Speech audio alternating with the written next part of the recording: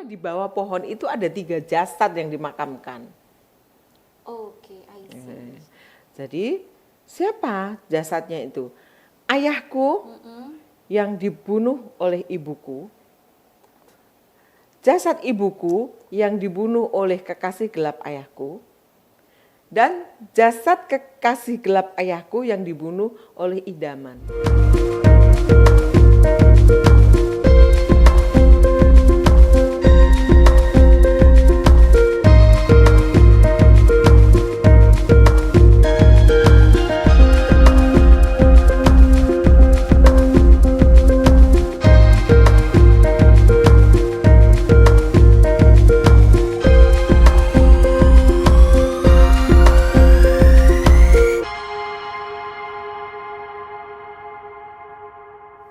Hai Sobat Berita Jatim, balik lagi di Ngopi Bareng Penulis. Kali ini saya sudah bersama satu pentolangnya dari buku Rahasia Dapur ini, mbahnya. Siapa lagi kalau bukan Bu Wina. Wina Bojonegoro. Wina Bojonegoro, kalau aku Wahyu alun-alun Contong. Wahyu Kutisari. Salah. Bu, itu Bojonegoro memang nama asli tak, Bu? Itu nama cantik. Wah. Nama dari dukun. Oh, nama panggung. Iya, Bu, iya. Saya lahir dan besar di Bojonegoro. Oh, makanya menggunakan nama dia kayak nama saya sih ya. Nama saya Wahyu tapi saya dipanggil Jimbot. Itu nama panggung. Kesayangan. Itu yang membuat saya bisa naik daun. Oke, naik daun ya. Seberapa daunnya kalau segini yang Iya, naik? daunnya itu kaca, daun teh loh.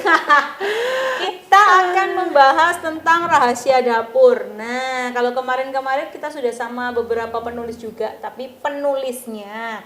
Dan kali ini saya sudah datang dengan sang empunya, directnya.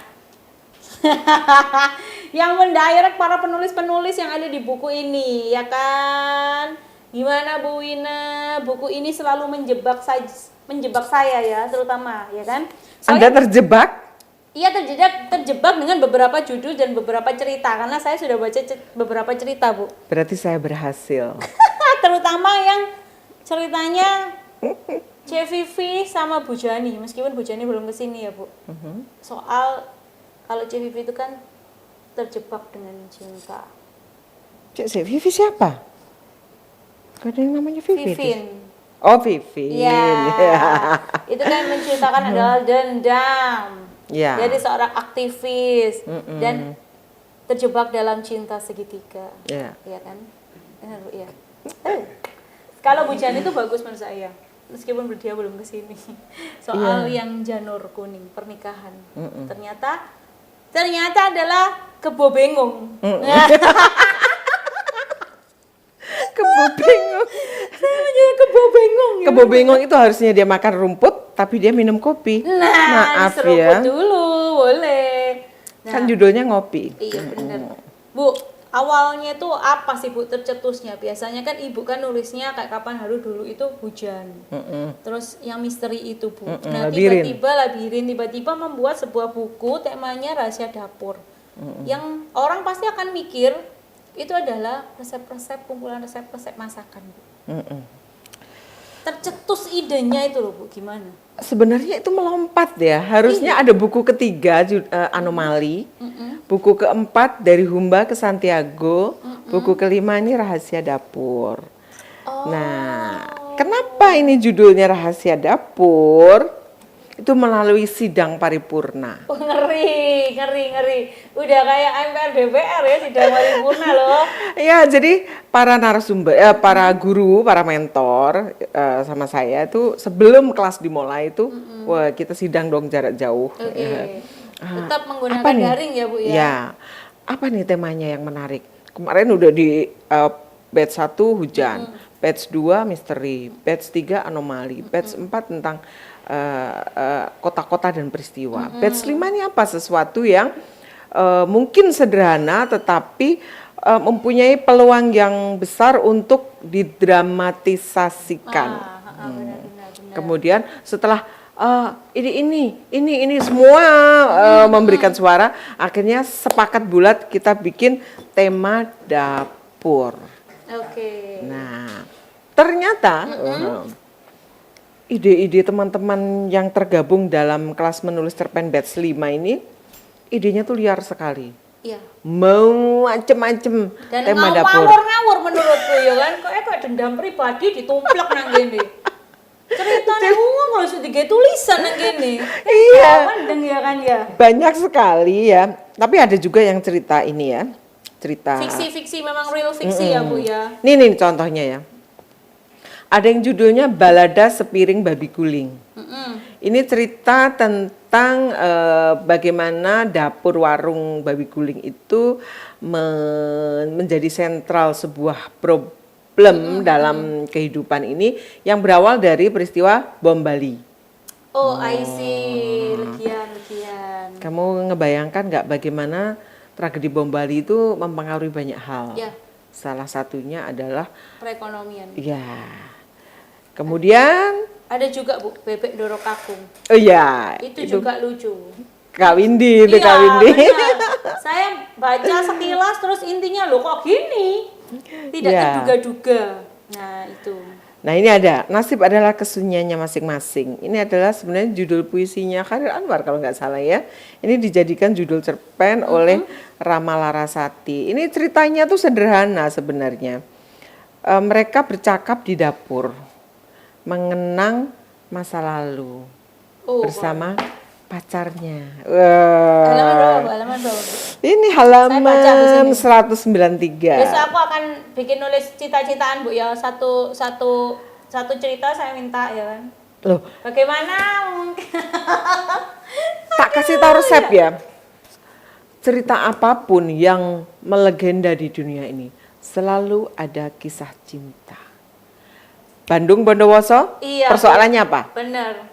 Cinta. Roro Mendut, Cinta. Romeo and Juliet, Cinta. Yo iku Love is Blind. Kan iku jatuh cinta, yo kan? Asmaraku apa? tapi tunggu dulu. Ini ada cerita yang berjudul Jimat Subang di Malatya. Ini cerita tentang micin. Hah?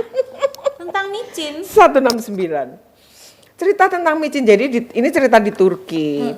Jadi di Turki Ini itu real tapi difiksikan. Iya, paham. Berawal dari kisah nyata. Jadi gini, kalau di Turki itu kan apa ya, ibu mertua itu adalah ratu. Oke. Ratu dapur. Jadi kalau ada mantu yang bisa memasak lebih Pintar enak dari daripada dia. itu biasanya akan dilihat dengan sebelah Iya, mata. saingan lah ya, Bu, ya. Nah, ini ceritanya si mantu ini ternyata bisa memasak lebih enak dari masakannya namanya sarma. Shawarma paling. Shawarma Dan kok. makanan Turki Bu, shawarma. Nah, ternyata dia bisa masak lebih enak. Ternyata baru ketahuan rasanya dikasih micin. Gitu. Rahasia kunci dapur. Tapi so far dari semua cerita ini sebenarnya banyak yang bercerita tentang UUC, ujung-ujungnya cinta ya Bu ya. Entah itu dendam, entah itu mitos. Beberapa cinta buta seperti Ingkung Cemani. Sebenarnya itu cerita lokalitas ya, cerita tentang bagaimana orang Indonesia tuh masih banyak yang percaya pada dukun. Ya. Dan Dia dukun itu menggunakan seperti itu. Ingkung Cemani gitu, mengorbankan apa untuk mendapatkan yang lebih baik. Benar. Cinta. Aduh, kalau bicara cinta mah tidak ada habisnya. Dan bagaimana Bu? Kan saya melihat banyak juga penulis-penulis baru yang menuangkan cerita cintanya. Nah, di sini Saya tunggu dulu. Ini ada cerita Kambang Tigarun. Halaman 111. Ini mitos tentang Gunung Pamaton di Kalimantan. 111. Itu cerita tentang jadi kalau mau masak enak itu harus pinjam peralatan masak ke dunia gaib. Wow. Oh, ini hampir kayak ini Bu, Medre. Di mana? Cerita dari mana? Di Lestari. Oh, Madre. Madre. Ya. Itu kan. Nah, ini ternyata peralatannya itu terbuat dari emas. Tapi khayalan. Ya, Karena hayal. gaib ya kan. Ya kan Benar. gitu, dan ternyata bisa memasak dengan yang enak tetapi barangnya dicuri, akhirnya nyawa menjadi taruhannya. Oh, tumbal ceritanya. Yes. Ceritanya tumbal. Iya sih, saya baru baca buku ini cuma separuh aja karena ya I'm sure busy banget. Silakan loh, kopinya Tapi silakan. nanti bisa menjadi pengantar tidur ini, Bu. Saya kan baca, saya bawa pulang. Ya, silakan dibaca tapi jangan dimasukkan ke hati. Nggak apa-apa, bisa buat ajang balas dendam. Belum. Tapi itu Bu ya, kita bahas ya Bu ya. Dari sektor penulis nih Bu. Penulis mungkin ada sebagian itu yang udah lama. Lama dia sebagai penulis dari Padma ya Bu. Tapi ada juga wajah-wajah baru. Mengkomben wajah baru dan wajah lama untuk mendirect mereka seperti apa Bu? Karena Jangan kan salah loh, walaupun wajah baru tuh beberapa tuh kemampuannya luar biasa. Saya tinggal memantik aja. Kayak ini tadi yang Ingkung Cemani, itu baru. Itu baru, Dokter Afis ini dokter tapi nulis fiksi. Itu cowok ini tuh. cewek. Hafidatur Rahmah atau Dokter Afis. Itu dokter menulis fiksi, idenya liar Ingkung Cemani itu, dan ternyata dengan dipantik begitu aja keluar berudul sampai kelebihan CWS-nya. Mungkin ini Bu, dia tuh sebenarnya selain menjadi dokter, dia juga berbakat menulis. Dan banyak hal yang dipendam di hati tapi tidak bisa dieksploitasi. Enak omonganku kayak orang pintar.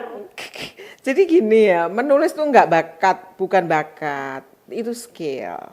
Tapi bisa dilatih. Nah, itu untuk menulis dengan baik memang harus dilatih dengan membaca dan menulis secara disiplin gitu. Kemudian ada lagi nama Leni Mila yang tadi cerita tentang micin di Turki. Itu juga wajah baru di Leni dunia. Afaki. Itu baru, tapi ternyata tulisannya keren. Balada Sepiring Babi Guling itu juga wajah baru. Kak Made Ayudiah nih dari Bali dan mengangkat lokalitas tentang babi guling itu keren sekali. Bali. Singa the Pes. Nah, kalau yang Rama Larasati ini wajah baru juga di dunia fiksi.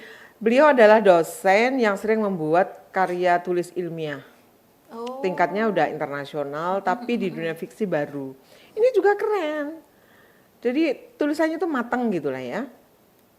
Terus, jadi mungkin Rahasia Dapur ini salah satu buku yang cukup mudah bagi orang-orang baru mencurahkan isi hatinya tentang fiksi.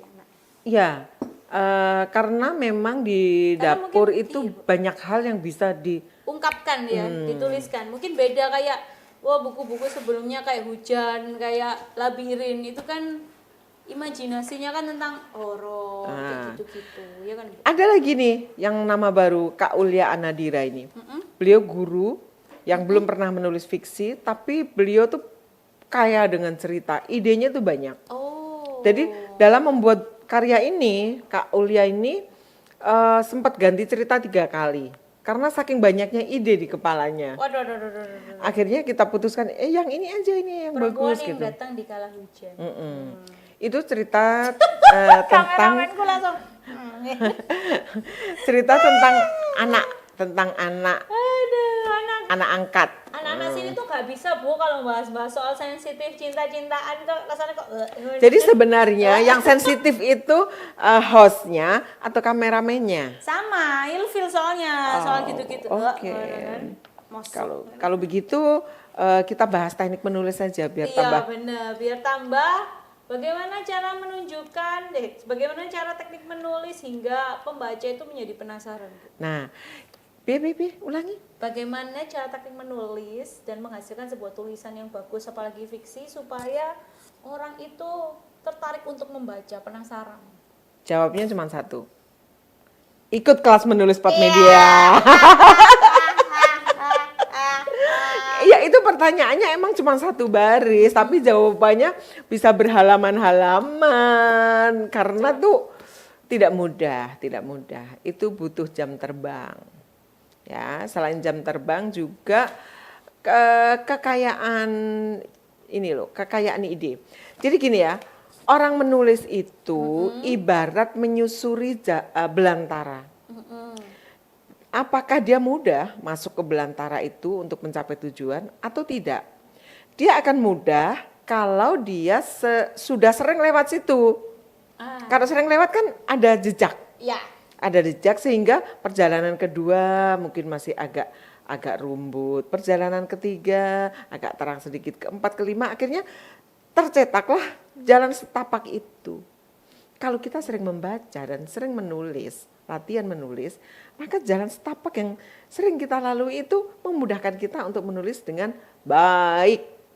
Tuh, dengarkan. Kalau kalian mencintai ceritamu dan ingin menulis, kamu harus belajar dengan baik. Sama kan kayak jurnalistik. Membaca, kamu malas membaca gimana bisa menulis? Males membaca kan ada alasannya kalau sekarang, Bu. Waktu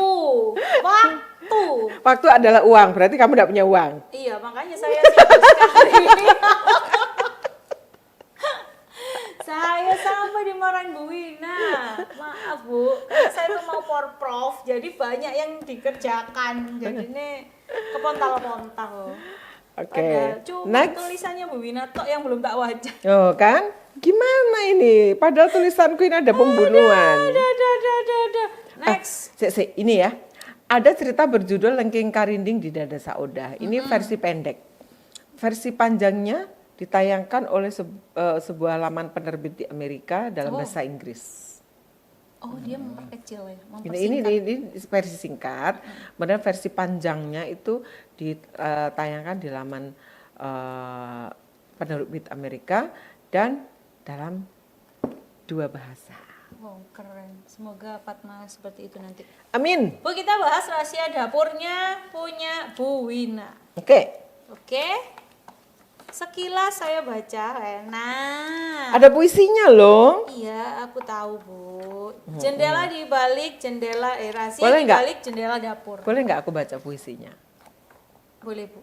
Boleh. Atau saya dulu yang baca. Oh, boleh.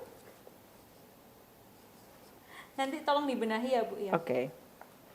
Yang paling pintu adalah kamu. Geliat dan raih menjemur pagi, menganyam waktu. Menggurat jendela pada dinding jagat, menguak berlapis dongeng, bertebar hari-hari ketumbar. Kecombrang dan kalajengking yang paling guncang, yang paling bingkai engkau.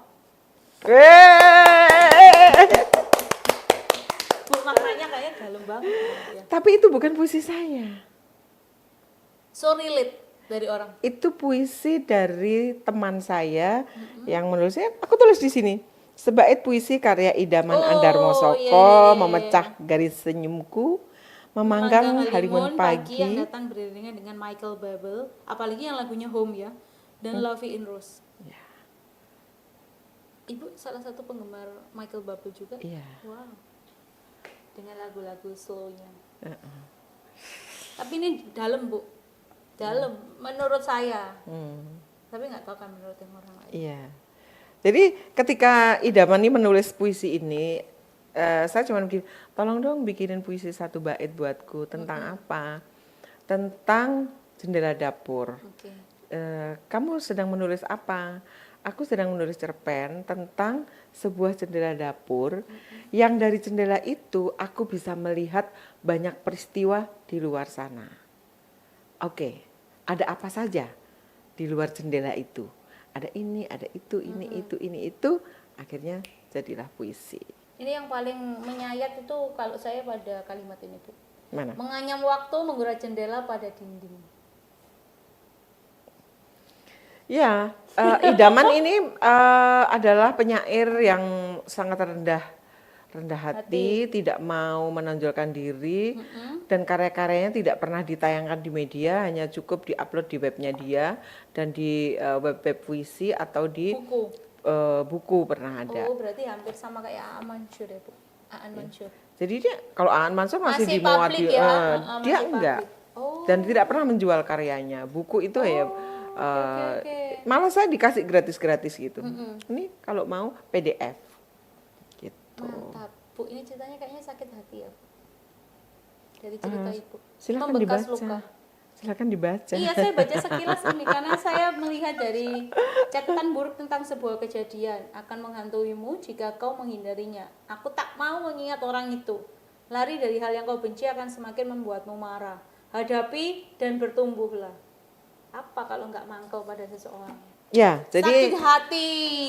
Jadi ini ceritanya begini. Luka hati. Dia sakit hati tapi bukan pada soal cinta. Pada ayahnya. Oke. Jadi ceritanya ini jadi ceritanya. Jadi iya, gini, memang harus diceritakan, Bu. ada orang yang datang pada suatu pagi yang ingin membeli pohon. Pohonnya si tokoh. Pohonnya itu pohon merukem. Nah, kenapa kok Anda ingin membeli ini dan bahkan mau mahal? Karena yang datang ini arsitek. Karena klien saya mau bikin villa di sana. Nah, pohon Anda menutupi pemandangan gunung. Villa itu harusnya bisa melihat gunung, tapi karena ketutupan pohon Anda, jadi pemandangannya beda. Oh, oke. Dia bilang berarti gitu. Kayak konflik keluarga ini, ya? Enggak, dia nggak kenal sebenarnya sama si arsitek si itu. Ayahnya. Konflik keluarga dengan si ayahnya. Nanti dulu. Di hari berikutnya si arsitek datang bersama pemilik villa. Oke. Nah, jadi berapa harga yang mau enggak, saya tidak akan menjual pohon itu. Berapapun harga yang Anda tawarkan. Saya suguhi kopi, disuguhi kopi lah. Ini kopinya enak sekali, harum. Oh, ini resepnya peninggalan nenek saya. Ini harus diginikan. Kopinya enak sekali. Oke, saya beli kopi yang mentahnya, yang belum digrinding. Maksudnya yang udah disangrai, belum digrinding. Oke, saya beli. Enggak, saya kasih gratis. Nah, pas dia datang lagi bersama pemilik villa, disuguhi lagi lah kopi yang sama yang sangat enak itu. Dan ternyata setelah dari situ yang terakhir minum kopi itu, mereka berdua tidak pernah datang lagi. Hah? Mati. Iya, karena dibunuh dengan kopi. Karena dia mangkel. Kenapa itu si pemilik villa dan arsiteknya kan, Bu? Mangkel karena kamu kok membeli pohon ini sangat penting bagiku, penting. Karena di bawah pohon itu ada 3 jasad yang dimakamkan. Oke, I see.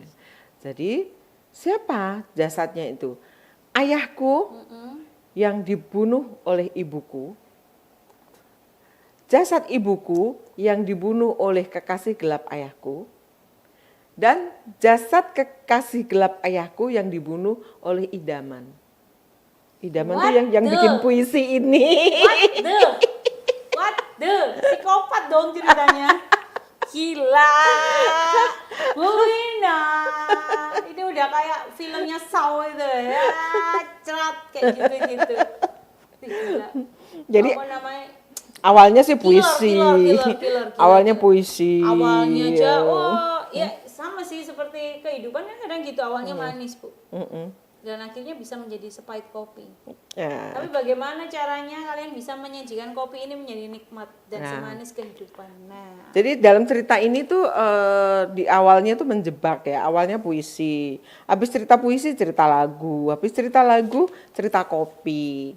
Tapi ternyata terakhirnya pembunuhan. Ini salah satu dialog nih aku bacain ya.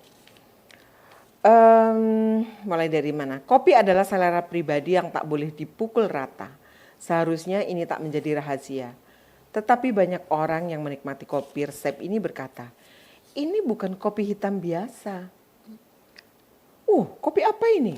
Rasanya belum pernah saya temui dimanapun. Kata arsitek muda itu dengan kedua biji mata nyaris keluar dari cangkang. Aku hanya tersenyum. Ia menyeruput kopi hitam lagi, dan lagi. Bolehkah saya membelinya? Ia menakar segala sesuatu dengan uang. Sementara bagiku, uang tidaklah terlalu menarik. Hidup memang butuh uang, tetapi uang bukan dewa. Hidup memang butuh uang, tapi uang bukan dewa. Tapi kalau nggak ada uang, kita tidak bisa melakukan apapun.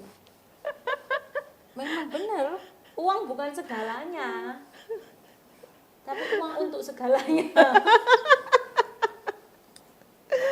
Baiklah, silakan ngopi. Ini nggak ada sianidanya kan? Bahkan ada yang ratusan tahun itu dipotong karena dijual kayunya mahal. Itu bikin saya, eman banget. Padahal di setiap pohon itu yang gede kayak gitu biasanya di bawahnya ada sumber air. Sebenarnya apa sih salah pohon kok harus ditebang? Kan itu pertanyaan yang tidak saya tuliskan. Apa salah pohon? Kenapa harus ditebang? Karena sebuah ambisi orang. Nah, Keserakahan karena orang. keserakahan si pemilik villa, dia mau lihat pemandangan gunung yang Iya. lurus. Benar. Aduh, ini kok ada pohon ini yang Menghalangi pemandangan. Iya. Nah,